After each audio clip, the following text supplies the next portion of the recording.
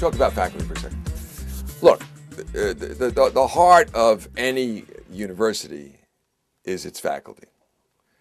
And with all of the developments, you know, if you ask me what the major achievements of my now 7 years as president of NYU are, I would say to you that the two achievements of which I'm proudest are, number one, the development of the faculty, and number two, the development of student life. And we have had enormous transformation even at Washington Square on both of those dimensions. The heart of any university is faculty. And then the key is to bring in really dazzlingly talented students and make sure they and the faculty interact. And that's the formula. You do that, everything else follows. And what ends up happening in today's world, frankly, is if you have the best faculty and the most savvy, smartest students, they tend to yearn for the kind of global network university that I just described. It emerges out of them. A university president does not operate in a command and control environment. At least this one doesn't. I think what I'm good at sometimes is noticing what people are doing or inclined to do before they realize it. And then I'm a good storyteller. So I tell a story of it that they recognize and to which they then behave.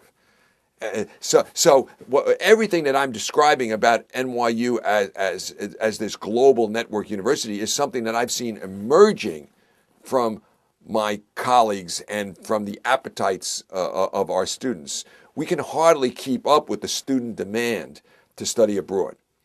Now, how do you envision a faculty in this global network university I've described? Well, you know, this is interesting. I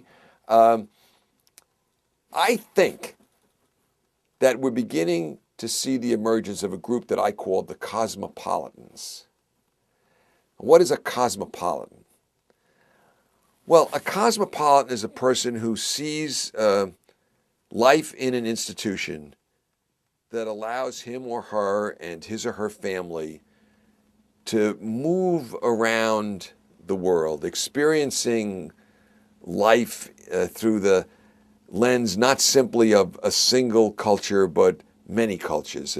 It's the kind of person that enjoys traveling. It's the kind of person that enjoys listening to ideas that he or she has never heard before, whether he or she finds them inscrutable or repugnant or wonderfully attractive on first hearing. Okay, the curious.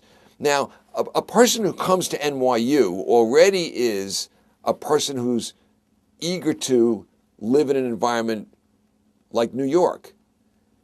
And the hypothesis is New York is the miniaturization of the world. We already present complexity, cacophony, wonderful human cacophony, not cacophony that's grating, but cacophony that's just, my God, aren't human beings, you know, amazing?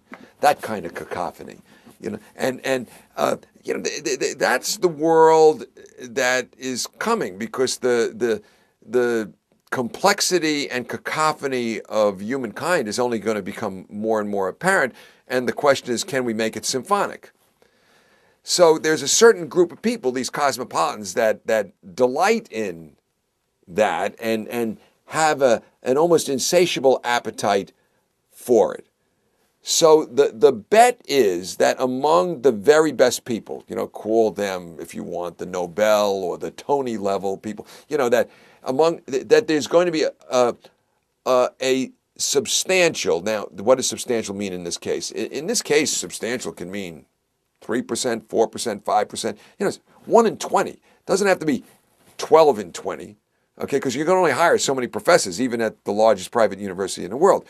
But if you are the only institution, or at least if you're the first mover to become this global network university, such that a cosmopolitan can become a professor at the institution and know that he or she can have the benefit of moving through the system with a certain amount of collegiality. You have to check it out with your department chair, your dean. But the assumption is there that you'll be allowed to move through the system, that you'll be able to give your children the benefit of growing up not as American monolinguists, but growing up on, if you want, by the time they head off to college, they could have lived on 3 different continents, all as part of a kind of fabric of a professional life at NYU. I actually think that we will attract these cosmopolitans to NYU in a disproportionate way, and that they're likely to be among the most highly talented of professors. So I instead of seeing the Global Network University as presenting a challenge to faculty recruitment, I see it as presenting an opportunity with regard to faculty recruitment. And of course, the same thing will be true of students. We want to make sure we explain ourselves to students. We don't want some student coming in who's expecting Notre Dame. Look, now I'm a 50s Catholic. I root for Notre Dame every Saturday in the fall. Okay, I'm programmed that way.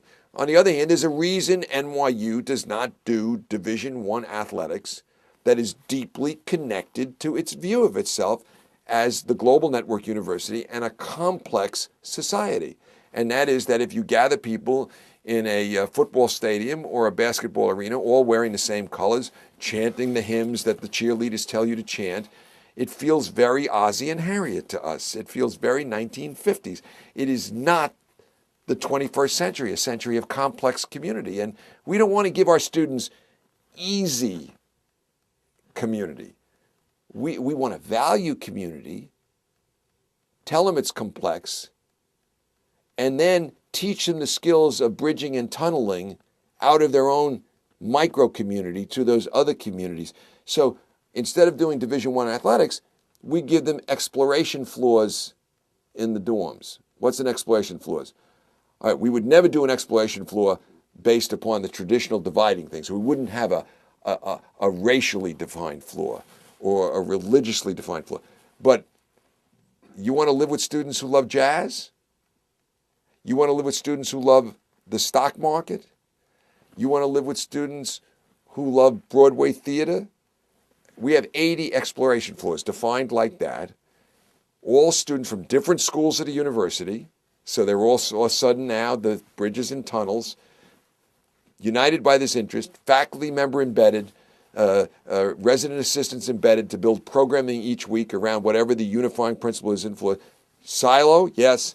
Out of the silo, yes. Otherwise, shame on you. Complex community, interrelating like watch. That's what we're going to give you. And this becomes an attractor to a certain kind of student, not right for every student, but a certain kind of students. So you have to explain yourself to faculty. You have to explain yourself to students. You have to tell them complexity, community, yes, but hard community. That's what we're about.